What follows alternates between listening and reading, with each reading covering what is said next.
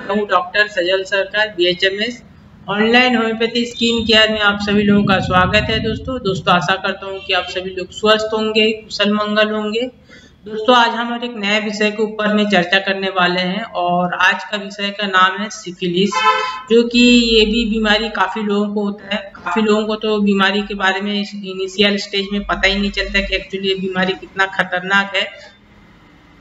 तो दोस्तों आज हम इस बीमारी के बारे में चर्चा करेंगे कि जानेंगे कि सिफिलिस क्या है, इसका सिम्टम्स क्या है और इससे हम कैसे परमानेंटली निजात पा सकते हैं।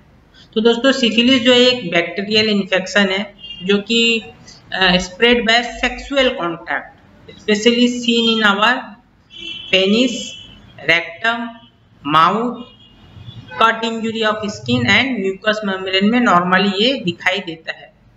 ये जो इन्फेक्शन जो है ये शुरुआत होता है एक पेनलेस सोर्स से। एक छोटा सा दाना जैसा सोर होगा जो कि हमारे होता है, स्पेशली मान लीजिए ये अगर हमारा पेनिस है, ये पेनिस के टिप में ऐसा होगा छोटा सा दाने जैसा, जिसमें कि कोई सिम्टम्स, पेनलेस मतलब इसमें कोई दर्द नहीं रहता है। पेनलेस सोर से शुरुआत होता है जिसे हम मेडिकली कहते हैं कैंकर। पेनलेस सोर से ये चालू होगा, I have no symptoms, painless रहेगा इनिशियल स्टेज में और धीरे धीरे ये जो सिम्टम्स है ये धीरे धीरे बढ़ता जाएगा initially as the day progress.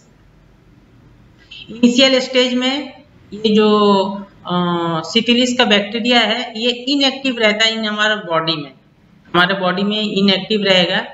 और इस स्टेज में हम नॉर्मली क्या होता है केयरलेस हो जाते हैं कि सोचते हैं कि ये तो दाना जो है हल्का सा छोटा सा घाव जैसा जो दाना है ये कुछ तो है नहीं, इसमें तो कोई सिम्टम्स है नहीं और इसे हम इग्नोर कर देते हैं। लेकिन अगर हम इसको केयरलेस और इग्नोर करते हैं या ट्रीटमेंट नहीं कराते हैं तो ये हमारे वेरियस बॉडी में जो वेरियस ऑर्गन है, ब्रेन हो गया, स्किन हो गया, लीवर हो गया, ये सब में भी ये डैमेज कर सकता है अगर हम इसका ट्रीटमेंट प्रॉपर तरीके से नहीं करते हैं।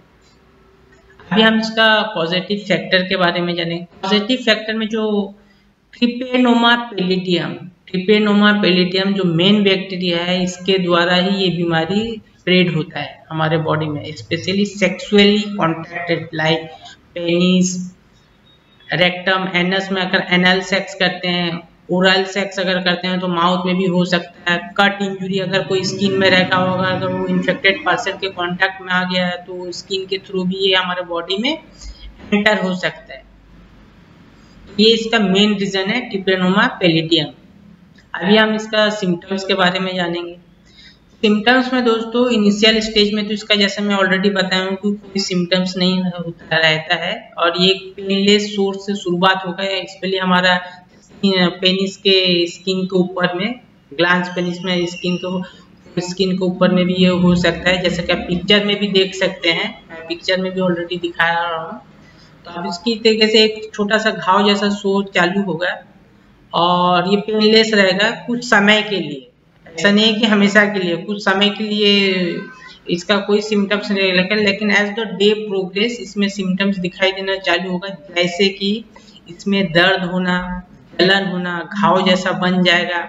और उस स्टेज को अगर हम केयरलेस करते हैं और या इग्नोर करते हैं तो हमें बहुत ही ज़्यादा प्रॉब्लम के लिए फेस करना पड़ता है आने वाले दिनों में। तो मेरे आप सभी लोगों से यही निवेदन है कि ऐसा कोई भी दाना, कोई भी इरप्शन वगैरह अगर हमारा जेनिटल में, जैसे कि पेनिस हो गया, एनस में हो गया, माउथ में हो गया, अगर ऐसा कोई भी ऐसा सिम्टम्स दिखाई देता है तो इमीडिएटली आप अपने जो फैमिली डॉक्टर हैं या नियरेस्ट डॉक्टर हैं आप उनसे कांटेक्ट कीजिए और इनिशियल स्टेज में ही आप उसका डायग्नोस कर लीजिए, ताकि बाद में ये ना हो कि ये कोई एबनॉर्मल प्रॉब्लम क्रिएट हो और आपको बहुत ज़्यादा हानि पहुंचा सकता है। तो मैं आप सभी लोगों से यही निवेदन करता हूं कि ऐसा कोई भी सिम्टम्स अगर दिखाई देता है तो इमीडिएटली आप अपने डॉक्टर के साथ में कांटेक्ट कीजिए, ताकि अर्ली स्टेज में अगर प्रॉब्लम डायग्नोस हो जाएगा तो जितना भी खतरनाक बीमारी क्यों ना हो वो काफ़ी आसानी से ठीक हो जाता है।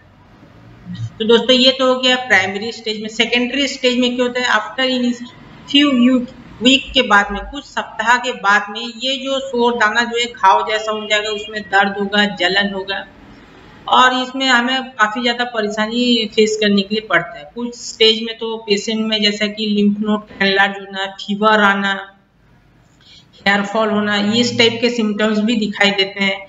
रैसेस बॉडी में अपीयर होते हैं जो कि विदाउट इचिंग रहता है, उसमें कोई इचिंग नहीं रहता। रैसेस बॉडी में स्प्रेड हो गए हैं लेकिन उसमें कोई इचिंग नहीं रहेगा, मतलब खुजली उजली कुछ भी नहीं रहता, नॉर्मली रैस रहेगा। इस टाइप के सिम्टम्स भी सेकेंडरी स्टेज में दिखाई देता है। टर्टियरी या थर्ड स्टेज में क्या होता है, अगर हम इस सभी चीज़ों को इग्नोर करते हैं तो ये हमारा बॉडी के वेरियस ऑर्गन हो गया, लिवर हो गया, किडनी हो गया, ब्रेन हो गया, स्किन हो गया, इन सब के ऊपर में भी हानिकारक इफेक्ट दिखाना ये चालू करता है। तो दोस्तों ये तो हो गया इसका सिम्टम्स के बारे में। अभी इसमें कि और कुछ भी सिम्टम्स होते हैं जैसे कि न्यूरोसिफिलिस होता है। न्यूरोसिफिलिस में क्या होगा दोस्तों, ये हमारा नर्वस सिस्टम के ऊपर में इफेक्ट करेगा, हमारा नर्वस सिस्टम को ये डैमेज करेगा। दूसरा है दोस्तों कंजेनाइटल सिफिलिस। कंजेनाइटल सिफिलिस में क्या होता है, अगर इन्फेक्टेड वुमेन कोई बेबी हो तो उस बेबी के ऊपर में सिम्टम्स दिखाई देता है, जैसा कि डिफॉर्मिटी, दांतों का अच्छे तरीके से ना डेवलप होना या खराब होना। उसके बाद हो गया सटल नोज हो जाना, डिफनेस हो गया, सुनने दिखाई नहीं देता है, ग्रोथ रिटार्डेशन हो गया। इस टाइप के सिम्टम्स में बच्चों के ऊपर में दिखाई देता है अगर इन्फेक्टेड वुमेन का कोई अगर बेबी वगैरह हो तो ये हो गया इसका दोस्तों सिफिलिस के डिटेल सिम्टम्स के बारे में। और अभी हम इसका रिस्क फैक्टर के बारे में जानेंगे। रिस्क फैक्टर में क्या हो गया, जैसा कि अगर हम अनप्रोटेक्टेड सेक्स करते हैं, अगर हमारा मल्टीपल पार्टनर हो तो हमें ये रिस्क फैक्टर ज़्यादा होने का संभावना रहता है, ये बीमारी होने का ज़्यादा होने का संभावना होता है। अभी हम इसका डायग्नोसिस के बारे में चर्चा करेंगे। डायग्नोसिस में दोस्तों ये हमारा डॉक्टर के ऊपर में ही छोड़ देना चाहिए, वे ही तय करते हैं कि एक्चुअली हमें सिम्टम्स वाइज कौन सा टेस्ट करना चाहिए। ब्लड टेस्ट हम कुछ करते हैं जिसके थ्रू हम जान पाते हैं एक्चुअली ये सिफिलिस है या नहीं है। और प्रिकॉशन हो गया अभी इम्पोर्टेंट। प्रिकॉशन में दोस्तों फर्स्ट फॉलो कीजिए आप अनप्रोटेक्टेड सेक्स, जैसे कि कॉन्डोम वगैरह जरूर यूज कीजिए, अनप्रोटेक्टेड सेक्स मत कीजिए। मल्टीपल पार्टनर के साथ में सेक्स मत कीजिए, हो सकता है कि कोई इन्फेक्टेड पर्सन उनमें से हो और उसका इन्फेक्शन आपको आ जाए, आपके बॉडी में आ जाए तो आपको प्रॉब्लम हो सकता है। और कोई इन्फेक्टेड पर्सन के अननोन पर्सन के साथ में भी सेक्सुअल कांटेक्ट मत कीजिए। ये तीन चीज़ों का विशेष तरीके से आप सभी लोग ध्यान रखिएगा।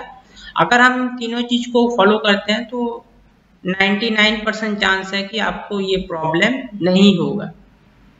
अभी हम दोस्तों इसका सबसे इम्पोर्टेंट जो है ट्रीटमेंट पार्ट के बारे में चर्चा करेंगे।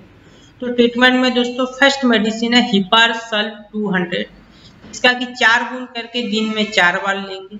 सेकंड मेडिसिन है मार्क्सोल 200, इसका कि 4 बूंद करके दिन में 4 बार लेना है। और थर्ड मेडिसिन है नाइट्रिक एसिड 200, इसका कि 4 बूंद करके दिन में 4 बार लेना है। इन 3 मेडिसिन को हमें दिन में 4 बार लेना है, 4-4 बूंद करके।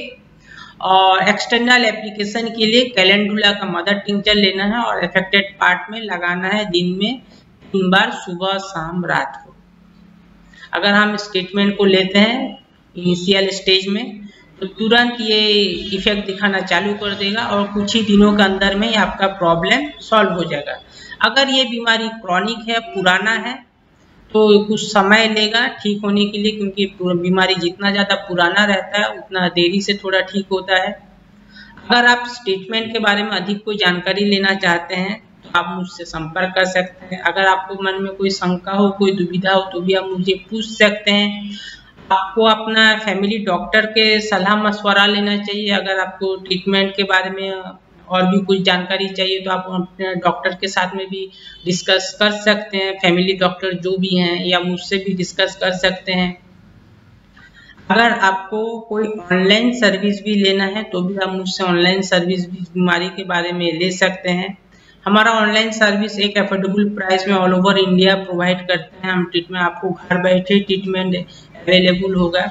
जैसा कि नीचे स्क्रोलिंग बार में देखिए हमारा ऑनलाइन व्हाट्सएप नंबर वगैरह भी सब कुछ दिया गया है, आप उससे भी संपर्क कर सकते हैं। कोई दूसरे नए बीमारी के बारे में भी अगर आपको जानकारी चाहिए या ट्रीटमेंट चाहिए तो आप वो भी कर सकते हैं, डिस्कस करना चाहते हैं वो भी आप कर सकते हैं। इसी के साथ ही दोस्तों आज के इस टॉपिक को आज हम समाप्त करते हैं। आशा करते हैं कि आप सभी लोग स्वस्थ होंगे, कुशल मंगल होंगे। नमस्कार।